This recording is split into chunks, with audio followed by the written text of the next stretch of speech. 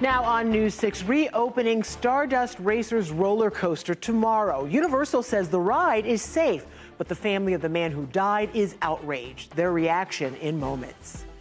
Also, get ready for a wet weekend, but not a washout. Meteorologist Jonathan Kegas tells us what to expect with 2 local counties under a flood watch. And plotting the future of a historic former school and the heart of a whole town.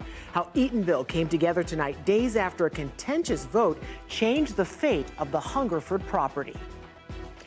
And almost 4 years in prison. That's Diddy's fate, why his lawyers say they have good reason to appeal the judge's decision.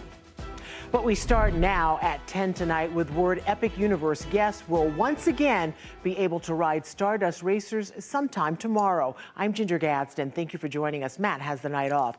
News 6 was first to tell you Universal plans to reopen the ride less than 3 weeks after a man died. The decision has outraged his family. Now, their attorney, Ben Crump, says, quote, Stardust Racers is evidence in an active death investigation. Reopening the ride before our experts can examine every component is a grave risk to public safety. And we learned earlier this week, Kevin Rodriguez Zavala was unconscious when paramedics reached him after the ride stopped. News 6 investigator Mike DeForest breaks down Universal's big announcement.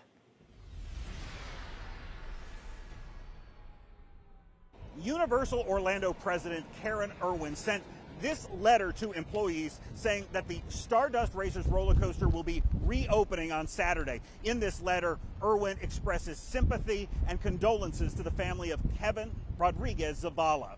Rodriguez Zavala, who was born with spinal atrophy and uses a wheelchair, died more than 2 weeks ago after riding the Stardust Racers roller coaster at Epic Universe. The medical examiner determined the cause of death was multiple blunt impact injuries. Now, since that incident, Universal Orlando's president says the company's conducted an extensive review of the roller coaster, which was observed by a state of Florida ride inspector.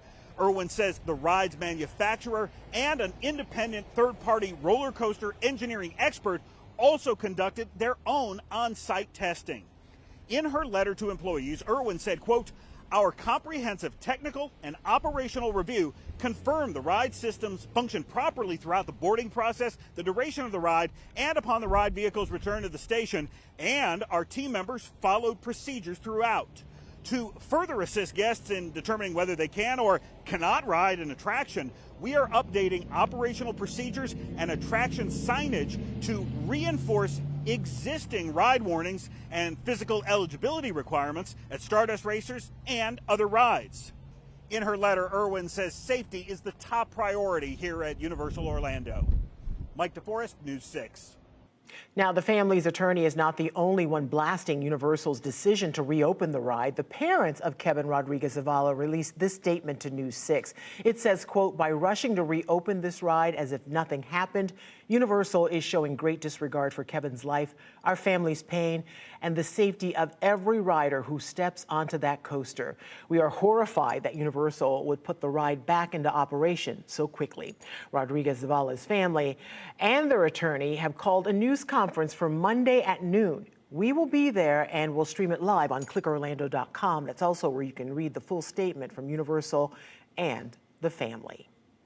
Days after a contentious vote over the fate of the former Hungerford school site, News 6 was there tonight as Eatonville came together to discuss the next steps forward. The mayor tried to ease concerns about the plan she backed. Dr. Phillips Charities will pay the Orange County School Board $1 million for 117 acres of land.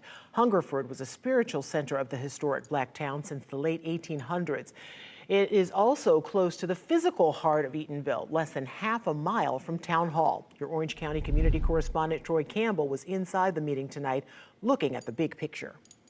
Residents came here to Eatonville to review the town's master plan, including the new Hungerford development. We spoke with officials and residents who say it's important to work together. To not move forward is never an option. Eatonville Mayor Angie Gardner speaking Friday after a community meeting to discuss the town's master plan, now including how best to use the more than 100-acre Hungerford development. I saw a lot of people. You know, we're in the town of Eatonville. Like it was also stated that if you're in our town hall meeting, you may have 5 people there. There are a lot of people here. But even if it was 4, even if it was 7, there's still residents that are coming to give their input, and that's appreciated. People from the public were able to have their voices heard, including Angela Johnson, who's lived in Eatonville for most of her life. My mother went to Hungerford, and she graduated in 1955. So since your mother went to that school, how important is it for you to see something develop there? For me, it's very important. I have a 6-year-old granddaughter, so the goal is to see something develop there that will benefit her in the future. That doesn't mean Johnson's concerns have all gone away. The town has struggled financially for a number of years. They were under the financial oversight of the governor of the state of Florida. And so for us, or for me, having a financial background, it's very important that we have a very solid tax base. Dr. Phillips Foundation Board Chair Terry Prather also showed up to the meeting to answer questions. We will continue to listen to residents. That's what we're all about, is strengthening communities. Prather says an advisory board will oversee the project every step of the way as it evolves. The first step was the other day when the board at the Orange County School Board voted to accept the MOU. That's the first step. Now there are probably 100 steps that we have to take, from design, development, building infrastructure for a team, working with the planning to develop a committee for the community engagement. And officials and residents tell us they'll make sure to keep a close eye on all of the upcoming town council meetings for any developments on the Hungerford property. In Eatonville, I'm your community correspondent, Troy Campbell, News 6. All right, well, a lot of us will need to get ready for a wet weekend, but not everywhere, and it's not going to be a total washout. Brevard and Volusia counties are under a flood watch. Meteorologist Jonathan Kagas, you have been telling us that we could be in store for some unsettled weather. You've been telling us for days now, and lo and behold, here it is. Here it is, yeah, and we started to see that yesterday. We woke up to a lot of rain across parts of Central Florida yesterday. Same deal again this morning. It's not been everywhere, but we've had those waves come through. The heaviest rain has fallen along the coast. We've actually accumulated a decent amount of rain over the last several weeks along the coast, and that's one of the reasons why Brevard and Volusia are in the flood county, the flood watches for the weekend, and most of Central Florida is excluded in that. Plus, I don't think it's going to be as heavy the further inland you go. So here's the current radar. Right now, we have just some itty bitty guys out there pushing in off of the Atlantic. Nothing too terribly heavy out there. Once we get to tomorrow, though, we'll increase that opportunity first in the morning and then through the afternoon. Coming up in about 15 minutes, I'll show you exactly what I'm talking about with the high-resolution future radar, that even though we're going to see some rain, we're going to see some sunshine, too. There's the flood watch again for Volusia and Brevard County. That's going to go until 8 a.m. on Monday. Rain chances start to increase again tomorrow morning, so again, don't be caught off guard. I don't think there's a ton of lightning involved in these. We'll break it all down for you and take you hour by hour coming up at about 10:19, Ginger. All right, Jonathan, see you then. Thank you. Along the coast, people are worried about what's going to happen this weekend. Jonathan just mentioned the National Weather Service has Volusia and Brevard counties under a flood watch until Sunday morning. Some areas are already seeing flooding impacting yards and local businesses. News 6's Jarrell Baker is in Volusia County. Now, right here off of North Beach Street, this is an area that floods a lot when it rains. In fact, I was speaking with a local business owner that said that the water was calf deep just the other day. And also, it flooded again after rains today. You can see some of the water that is left over. And that's why the owner has placed these sandbags right outside of his door just to make sure that they're prepared. The street becomes like a mini river. Down that way is probably already over the street. Lori Wessick says that Halifax Road in Port Orange flooded again this morning, something homeowners see every time it rains. Over here we have a seawall, so it keeps it down a little bit, but I'm just saying it's going to be a river. And over in Daytona Beach near North Beach Street, fishing hole owner Mike Corley says that rainwater flooded the streets and got inside his store Thursday. When we get the king tide, it comes up through the sewage and it kind of just overflows. When we get high tide, we get mixes with it. All the rain we've been having just overflows and fills up this whole block. Now, more heavy rainfall is on its way this weekend. The National Weather Service placed Volusia County under a flood watch in effect until Sunday morning. It's why he's putting down sandbags and boards to cover entryways to prepare. And the only thing I can do is sandbag and hope for the best. It's pretty similar to what we saw last weekend. Again, we're going to see 1 to 3 inches of rain. Locally, we could see spots get up to 5 inches of rain. Volusia County Emergency Management Director Clint Meekum says that crews are clearing drains, canals, and ditches while working with state and local partners to monitor conditions. So hopefully it's not all going to come in like an hour or 30 minutes. It's spread out over a few days, and the systems are designed to take that kind of stress. Now, officials said the best thing you can do is to stay inside, but if you have to drive and if you're driving down a flooded street, just be careful that you're not sending water into other places. Now, also in Brevard County, there was a flood watch put into effect. Now, News 6's Tylisa Hampton is down there in Brevard talking to people how they're planning to take cover. Well, the popular website Roblox is facing 2 new lawsuits, including one from a family in Brevard County, why they say the online gaming platform puts kids in danger. When News 6 at 10 continues. Nearly 4 years in prison, Diddy learned that's his fate late today, why his lawyers say they have good reason to appeal the judge's sentence. And what were you doing in middle school? Did you write a bill that will be taken up in Tallahassee? Probably not. How some local students did just that. But first, a case of excessive force in Palm Bay, what a former deputy chief is saying about an incident involving a pregnant woman, her car, and a broken window during a traffic stop. That's next. You're watching News 6 at 10 on a Friday night, covering Melbourne Beach, Mineola, and all of Central Florida.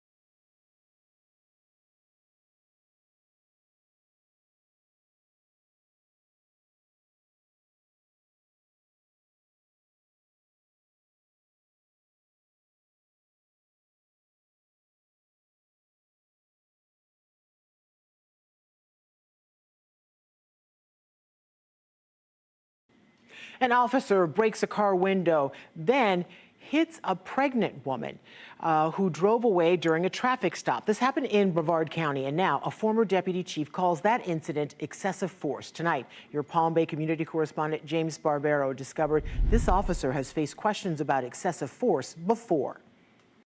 It was Officer Sean Rollins that is seen on video choking and striking a handcuffed pregnant black female. So after Thursday night, when this former deputy police chief raised concerns of excessive force during an arrest to the city council, I came to the police department to request that body camera that Lance Fisher was talking about. In June, the police report of Tamara Hatcher read she was pulled over for driving without insurance, but she refused to get out of the car. Then, Officer Sean Rollins used his baton to break her window, but Hatcher drove away. The report reached he was speeding and driving on the wrong side of the road to pass other cars. He busted the window out. She got scared and drove off. Friday, I interviewed Hatcher's boyfriend at the house she drove to, where Courtney Newton says Officer Rollins caught up to her and put his hands on her. The police report reads Hatcher continued resisting. Kicked in the door, slammed her to the ground, putting his thumb into her throat and hitting her. My son is, 17. He's yelling and screaming. She's pregnant. I found other incidents of force that Officer Rollins has been involved in his career. In 2021, the AP reported Officer Rollins was fired from the Columbia, South Carolina Police Department after using force on at least 8 people within 5 months. Then in 2023, he got in trouble working at the Mascot Police Department. This lawsuit filed in Lake County in April alleges Officer Rollins tased a man while falsely accusing him of resisting arrest. So when you looked into more of the officer's history, how did that make you feel? Just finding out all the stuff that he has done, it's like, why does he still work as a police officer? That's kind of scary. The police didn't want to be interviewed for this story, but they did tell me they reviewed Officer Rollins' actions and found they were justified. I also got an update on my request for the body camera video. They tell me they'll send it to me next week. As soon as we get the video, we'll add it to this story on clickorlando.com. Our website is where you can also read the full arrest report. In Brevard County, I'm your Palm Bay community correspondent, James Sparvero, News 6. Calling it a very bad day, lawyers for music mogul Sean Diddy Combs are vowing to appeal his sentence. Late today, a federal judge in New York sentenced him to 50 months or just over 4 years. In a 4-page letter to the judge overseeing his case, Combs apologized for his actions and asked for mercy, promising to never commit a crime again. In July, a jury found Combs guilty of 2 felonies related to prostitution. He was acquitted on the major charges of sex trafficking and racketeering and avoided the possibility of life in prison. Still, his lawyer told reporters 4 years in prison goes too far. What we feel happened today was that the judge acted as a 13th juror, yes, one that did. we did not choose, no, he didn't. And that he second-guessed the jury's verdict. No, we're going to try and find the right facility for Mr. Combs. We're going to ask the judge to recommend that.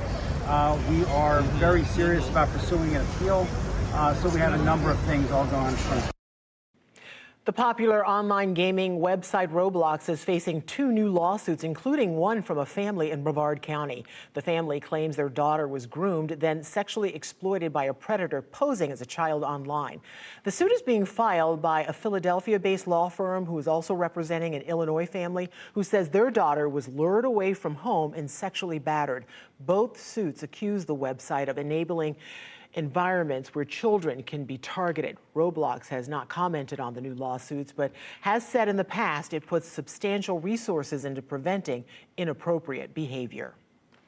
An exciting moment for students in Osceola County. The solution today and what we've come to is going to be Carly, Lucy, and Elsmar. All right, could you imagine getting excited over government? Lucy Graham, Carly Leach, and Elsmar Francois just won a contest that will see their idea become a bill in Tallahassee. The Neptune Middle School students won the 3rd annual Build a Bill competition in Osceola County today. Students from around the county came up with some ideas. The 5 finalists pitched their proposal to a panel of local leaders. The 3 students won them over by calling for a break period required each day for middle school students. It's hard to shake off the exhausting feeling from work. And so people from work have work breaks. School is just like work but without the pay. And so because of that, we believe that kids should also have a time to have a break and just decompress, relax, take a breather from everything that's been happening during school. These kids are really bright, so they're very thoughtful, and we really need to have a discussion about, what do we do next? One of the big topics in our whole state is mental health, and some of the things that we hear through these students kind of makes that concrete, and we need to address that a little bit better. State Representative Paula Stark partnered with Osceola County Schools on the Build a Bill program. Stark will present the girls' bill in the next legislative session in January. Way to go, young ladies. I love seeing that in action. All right, meteorologist Jonathan Kagas, I don't know what you were doing in middle school, but I certainly was not thinking about anything.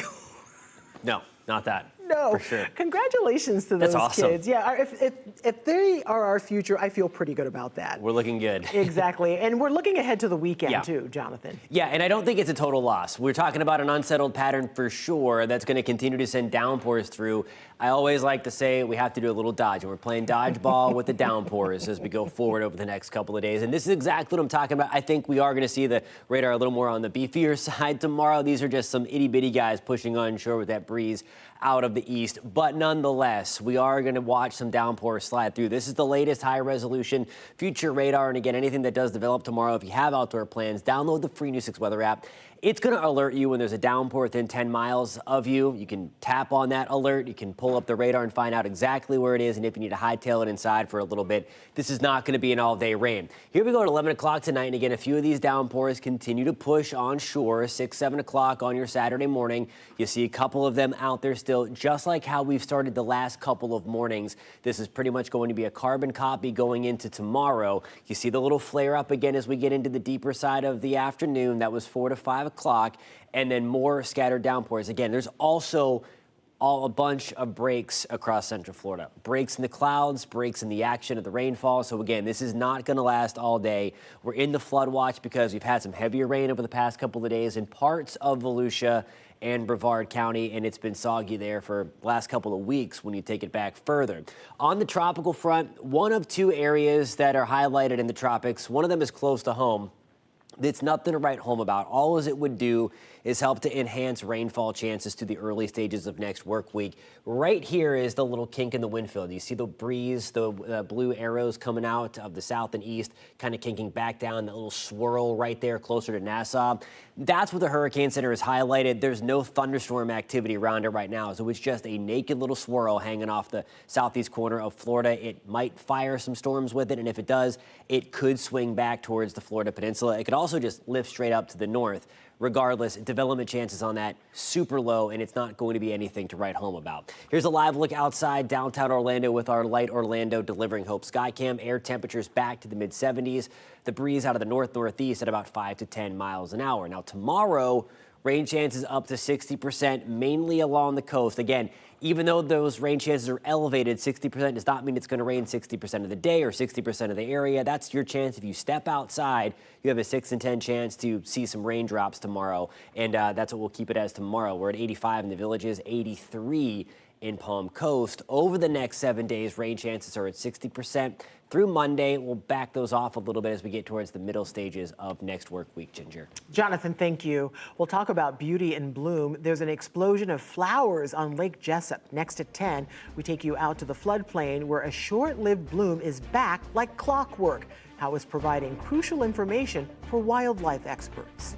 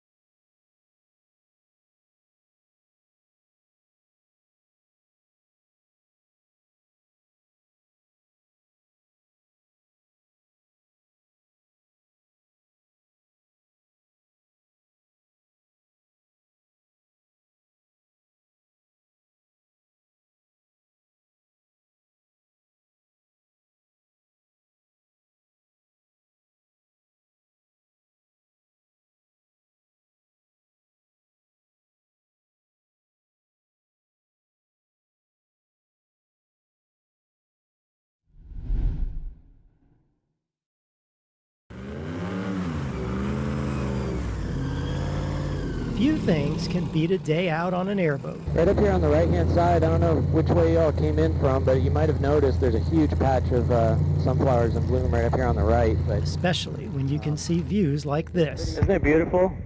Gorgeous. Yeah.